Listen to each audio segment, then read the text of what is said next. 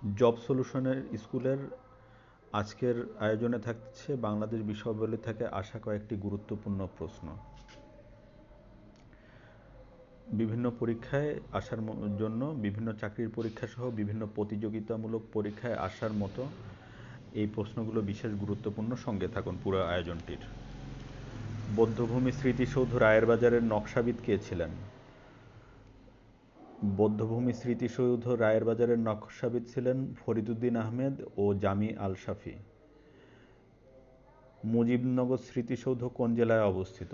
মুজিবনগর স্মৃতিসৌধ অবস্থিত মেহেরপুর জেলায়। আন্তর্জাতিক পদকপ্রাপ্ত চলচ্চিত্র গেরিলা-এর পরিচালক কে? আন্তর্জাতিক পদকপ্রাপ্ত চলচ্চিত্র গেরিলা-এর পরিচালক নাসিরুদ্দিন ইউসুফ।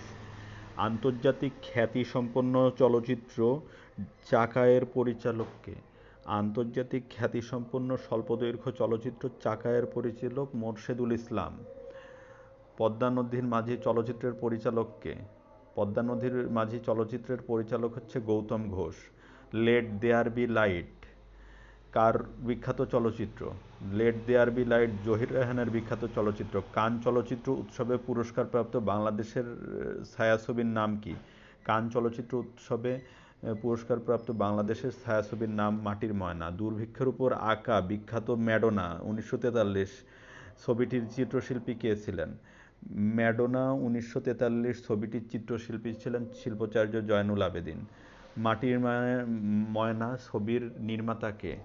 মাটির ময়না ছবির নির্মাতা হলেন তারেক মাসুদ। আন্তর্জাতিক পুরস্কারপ্রাপ্ত বাংলাদেশের ছায়াছবির নাম কি?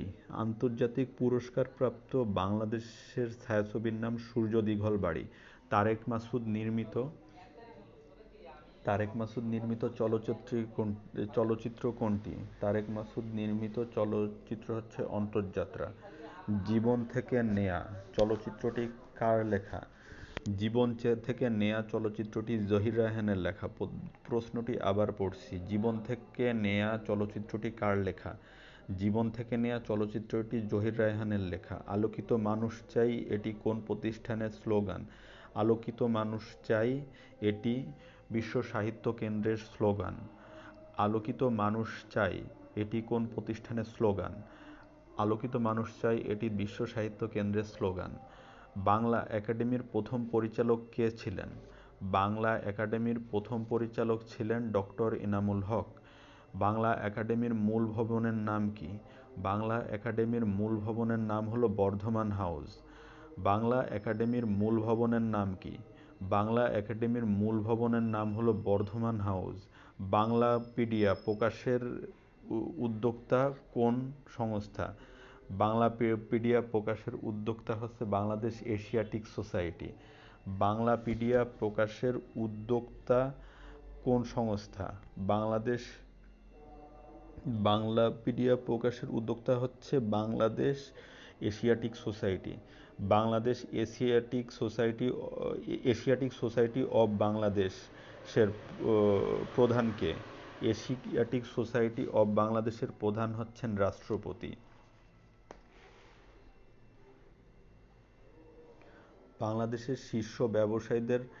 বাংলাদেশের ব্যবসায়ীদের শীর্ষ সংগঠন কোনটি?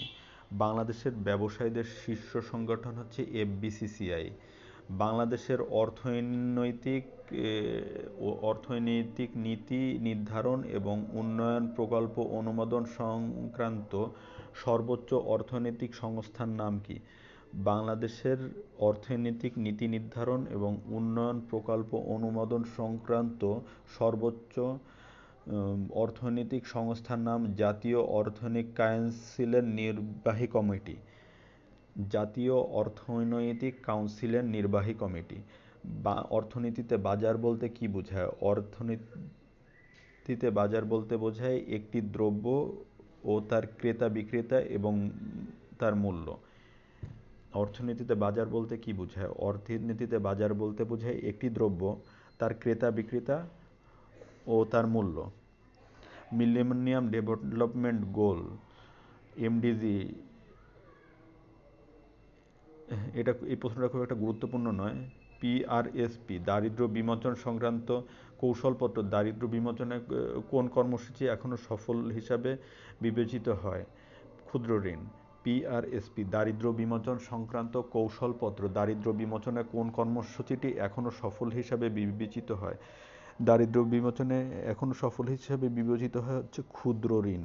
কোন অর্থনীতিতে পণ্যসমূহের মূল্য সূচক বেড়ে যায় তখন কি সৃষ্টি হয়? যখন কোনো অর্থনীতিতে পণ্যসমূহের মূল্য সূচক বেড়ে যায় তখন কি সৃষ্টি হয়? তখন হচ্ছে মুদ্রাস্ফীতি সৃষ্টি হয়। বাংলাদেশে মুদ্রানীতি পরিচালনার দায়িত্ব কার? বাংলাদেশের মুদ্রানীতি পরিচালনার দায়িত্ব হলো বাংলাদেশ ব্যাংকের। কোন ঘটনাটি সুদের হার হ্রাসে অধিক কার্যকারী? সুদের হার হ্রাসে অধিক কার্যকারী হলো অর্থনৈতিক মন্দা। বিপরীত একটা ব্যাপার, কোন ঘটনাটি সুদের হার হ্রাসে সবচেয়ে বেশি কার্যকারী? সুদের হার হ্রাসে সবচেয়ে বেশি কার্যকারী হলো অর্থনৈতিক মন্দা। কোনটি মুক্তবাজার অর্থনীতির বৈশিষ্ট্য নয়? সরকারি হস্তক্ষেপে মূল্য নির্ধারণ মুক্তবাজার অর্থনীতির বৈশিষ্ট্য নয়। কোনটি মুক্তবাজার অর্থনীতির বৈশিষ্ট্য নয়? সরকারি হস্তক্ষেপে মূল্য নির্ধারণ মুক্তবাজার অর্থনীতির বৈশিষ্ট্য নয়। বাংলাদেশের কোন অর্থমন্ত্রী সর্বপ্রথম বাজেট পেশ করেন? বাংলাদেশের সর্বপ্রথম বাজেট পেশ করেন তাজউদ্দীন আহমেদ। তাজউদ্দীন আহমেদ।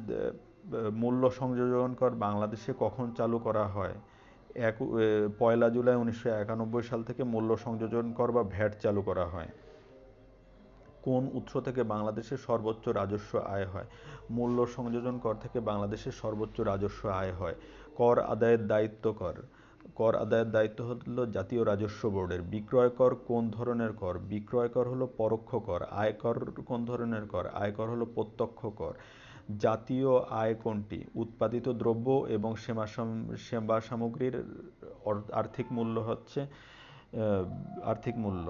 জাতীয় আয় কোনটি? উৎপাদিত দ্রব্য ও সেবা সামগ্রীর আর্থিক মূল্য হচ্ছে জাতীয় আয়।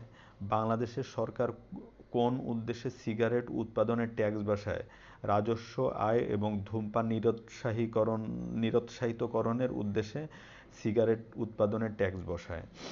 এখানে দুটো বিষয় কাজ করে, রাজস্ব আয়ও কাজ করে আবার ধূমপান নিরুৎসাহিতকরণও কাজ করে।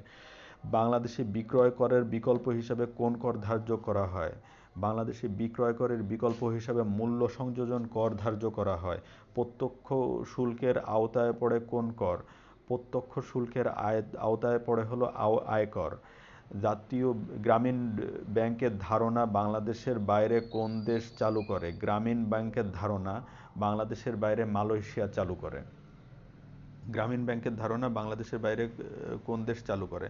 গ্রামীণ ব্যাংকের ধারণা বাংলাদেশের বাইরে মালয়েশিয়া চালু করে। প্রশ্নটি গুরুত্বপূর্ণ বর্তমান অবস্থার পরিপ্রেক্ষিতে। বিশ্বের কোন দেশ গ্রামীণ ব্যাংকের আদলে সে দেশে ক্ষুদ্র ঋণ চালু করে? জাপান গ্রামীণ ব্যাংকের আদলে সে দেশে ক্ষুদ্র ঋণ চালু করে। কর্মসংস্থান ব্যাংক প্রতিষ্ঠিত হয় কত সালে? 1998 সালে কর্মসংস্থান ব্যাংক প্রতিষ্ঠিত হয়। বাংলাদেশের প্রথম বেসরকারি ব্যাংক কোনটি? বাংলাদেশের প্রথম বেসরকারি ব্যাংক হলো আরব বাংলাদেশ ব্যাংক, এবি ব্যাংক। বাংলাদেশের কোন প্রতিষ্ঠান মাইক্রো ক্রেডিট সম্মেলনের অন্যতম উদ্যোক্তা? গ্রামীণ ব্যাংক হলো মাইক্রো ক্রেডিট সম্মেলনের অন্যতম উদ্যোক্তা। কোন ব্যাংক বাংলাদেশের দরিদ্রতম জনগোষ্ঠীকে ঋণ দিয়ে দেশে বিদেশে সুনাম কুড়িয়েছে? গ্রামীণ ব্যাংক বাংলাদেশের দরিদ্রতম জনগোষ্ঠীকে ঋণ দিয়ে দেশে বিদেশে সুনাম কুড়িয়েছে। কোনটি বাণিজ্যিক ব্যাংকের কাজ নেয়? বিহিত মুদ্রার প্রচলন বাণিজ্যিক ব্যাংকের কাজ নেয়। দেশে অধ্যাপক ডক্টর মোহাম্মদ ইউনূস ক্ষুদ্র ঋণ কর্মসূচির লক্ষ্যে গ্রামীণ ব্যাংক প্রতিষ্ঠার সময়কাল কত? ডক্টর মোহাম্মদ ইউনূস ক্ষুদ্র ঋণ কর্মসূচির লক্ষ্যে গ্রামীণ ব্যাংক প্রতিষ্ঠার সময়কাল হচ্ছে 1983 সাল। কৃষি নির্ভর বাংলাদেশে কৃষি ব্যাংক প্রতিষ্ঠিত হয় কত সালে? কৃষি নির্ভর বাংলাদেশে কৃষি ব্যাংক প্রতিষ্ঠিত হয় 1973 সালে। বাংলাদেশ ব্যাংকের পরিচালনা পরিষদের সদস্য সংখ্যা কত? বাংলাদেশ ব্যাংকের পরিচালনা পরিষদের সদস্য সংখ্যা 10 জন। বাংলাদেশের কেন্দ্রীয় ব্যাংকের নাম কি? বাংলাদেশের কেন্দ্রীয় ব্যাংকের নাম বাংলাদেশ ব্যাংক। বাংলাদেশ ব্যাংকের প্রথম গভর্নর কে ছিলেন? এএনএম হামিদুল্লাহ ছিলেন বাংলাদেশ ব্যাংকের প্রথম গভর্নর। কেন্দ্রীয় ব্যাংকের উদ্দেশ্য কি? মুদ্রার মান নিয়ন্ত্রণ কেন্দ্রীয় ব্যাংকের উদ্দেশ্য। 1 এবং 2 5 টাকার নোটে স্বাক্ষর থাকে কার? 1, 2 এবং 5 টাকার নোটে স্বাক্ষর থাকে অর্থ সচিবের। কোনটি মুদ্রাস্ফীতির কারণ? মুদ্রাস্ফীতির কারণ হলো মুদ্রা সরবরাহ বৃদ্ধি কিন্তু জাতীয় উৎপাদন হ্রাস। কোনটি মুদ্রাস্ফীতির কারণ? প্রশ্নটি আবার পড়ছি।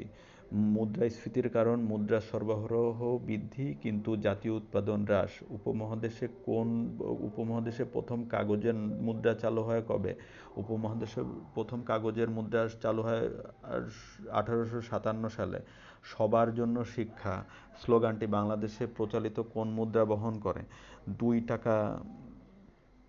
সবার জন্য শিক্ষা স্লোগানটি বাংলাদেশে প্রচলিত 2 টাকার নোট বহন করে। সবার জন্য শিক্ষা এটি। নোটের বিপরীতে নিরাপত্তা হিসেবে বাংলাদেশ ব্যাংক রিজার্ভ রাখে কোনটি? নোটের বিপরীতে নিরাপত্তা হিসেবে বাংলাদেশ ব্যাংক রিজার্ভ রাখে স্বর্ণ। বাংলাদেশ কোন ব্যাংক বিনা জামানতে ঋণ দান করে? গ্রামীণ ব্যাংক বিনা জামানতে ঋণ দান করে। বাংলাদেশের কোন ব্যাংক বিনা জামানতে ঋণ প্রদান করে? বাংলাদেশের গ্রামীণ ব্যাংক বিনা জামানতে ঋণ প্রদান করে। বাংলাদেশে গ্রামীণ অর্থনীতিতে জামানত অর্থায়ন করছে কোন ব্যাংক? বাংলাদেশে গ্রামীণ অর্থনীতিতে জামানত অর্থায়ন করছে গ্রামীণ ব্যাংক। বাংলাদেশে মাইক্রো ফিন্যান্স প্রতিষ্ঠানের আনুমানিক সংখ্যা কয়টি? বাংলাদেশে মাইক্রো ফিন্যান্স প্রতিষ্ঠানের আনুমানিক সংখ্যা হলো 1000টি। বাংলাদেশে মাইক্রো ফিন্যান্স প্রতিষ্ঠানের আনুমানিক সংখ্যা কয়টি? বাংলাদেশের মাইক্রো ফিন্যান্স প্রতিষ্ঠানের আনুমানিক সংখ্যা 1000টি। কর্মসংস্থান ব্যাংকের ঋণ দেওয়ার উদ্দেশ্য কি? কর্মসংস্থান ব্যাংকের ঋণ দেওয়ার উদ্দেশ্য আত্মকর্মসংস্থান সৃষ্টি করা। আজকের ভিডিওটি এ পর্যন্তই। ভিডিওটি ভালো লেগে থাকলে আমার চ্যানেলটি সাবস্ক্রাইব করুন। ভিডিওটি খুবই গুরুত্বপূর্ণ।